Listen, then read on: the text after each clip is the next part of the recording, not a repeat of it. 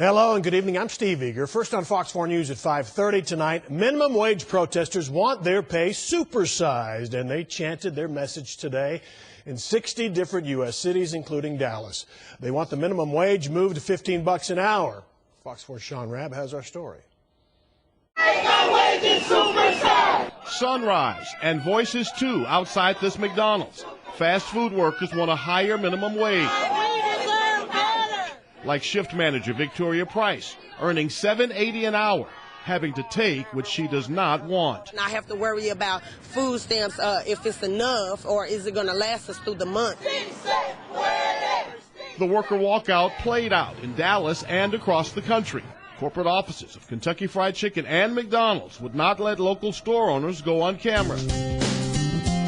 But McDonald's Corporation has posted a YouTube video touting its economic value in North Texas. Did you know that Texas owner-operators contribute more than $1.4 billion annually to the state economy and the communities we serve? There could be more automation. SMU economist Mike Davis says a $15 minimum wage would come with unintended consequences. Prices may just go up, and then business will go down at those places and people will lose their jobs. Can't survive! Midday, marchers moved to this Jack in the Box, and police were called by store management. We're going to go to the sidewalk now, explain what you can and cannot do. Dallas police came out, pretty good numbers, because the protesters were at one time inside the Jack in the Box, and then they were out here kind of blocking the parking lot for people coming through the drive-thru. Police came out and said, hey, you got to move this thing to the sidewalk. That would cause us to have less employees. John Johnson is GM for a group of restaurants, including fast food. He came out to listen to the protesters.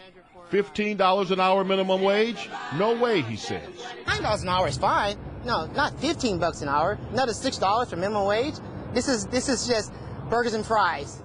I can be able to get a better wage to save money for my kids to go to college.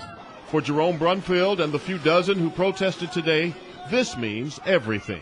I know it won't happen overnight, but I know in the future it's possible. Anything is possible.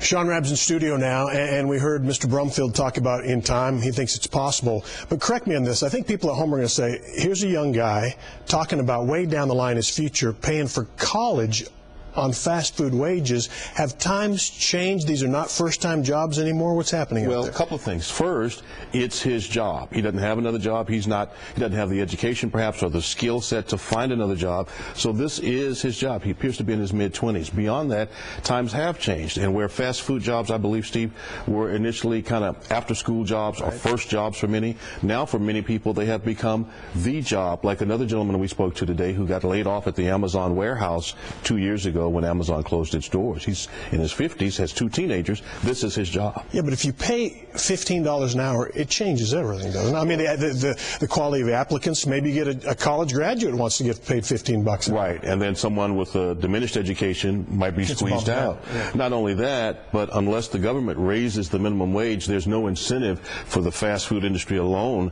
to do so, because there's so many people lined up who are looking for a job, high school diploma only, who would step in there at $7.25 unskilled labor force. All right. Sean Rabb, thanks. We'll see. Okay.